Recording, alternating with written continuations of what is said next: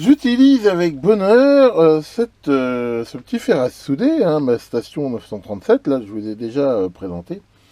Mais le problème que j'ai, enfin, c'est pas un problème, mais je veux dire, comme tout le monde, les pannes, vu que c'est du métal chauffé, ont tendance à s'oxyder.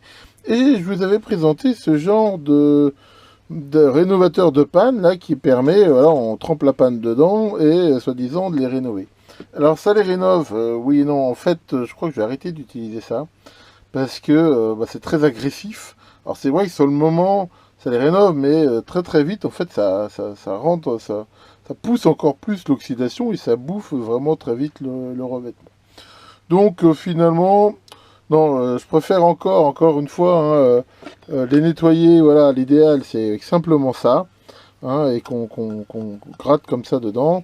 Ça marche très très bien, même beaucoup mieux que les éponges mouillées. Donc cette panne, bah, à mon avis, elle est plus très bonne. Je vais donc la changer par une nouvelle.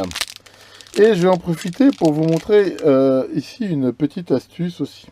Si on regarde le diamètre de cette panne et de la résistance ici chauffante, on voit qu'il y a quand même un jeu entre les deux. C'est pas forcément très gênant, mais il est sûr que ça aide pas je veux dire, le transfert thermique.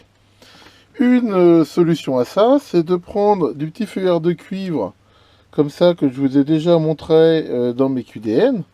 Hein, d'ailleurs, on peut mesurer, je vous avais aussi montré ça dans le temps, avec ce petit système là pour mesurer l'épaisseur, exactement combien ça fait. Et si on regarde bien, voilà, on voit que c'est ce qu'on appelle du 1/10, hein, donc 1/10 de millimètre. L'astuce est d'en couper un petit bout, que l'on va rouler autour de n'importe quelle forme cylindrique pour lui donner la forme d'un tube. Ici, voilà, ça le fait très très facilement. Pour info, il existe divers types de pannes, hein, plus ou moins ici épaisses, donc bah, après il est facile d'ajuster l'épaisseur. Et donc on va pouvoir ici, voilà, comme on voit très facilement, hein, mettre la panne. Derrière, on remet le cabochon et le tour est joué. On resserre ça correctement et voilà. Donc des fois la panne justement elle peut bouger là, elle bouge plus du tout, mais dans la mesure où elle est en excellent contact avec la résistance chauffante, bah, ça chauffe beaucoup plus vite. Enfin, il y a un bien meilleur transfert thermique. Donc voilà, je vous conseille de faire ça, hein, sachant que l'épaisseur, encore une fois, selon le type de panne, il y en a, c'est plus ou moins épais, bah, c'est assez simple, hein. En gros on coupe, hein, jusqu'à temps que ça rentre.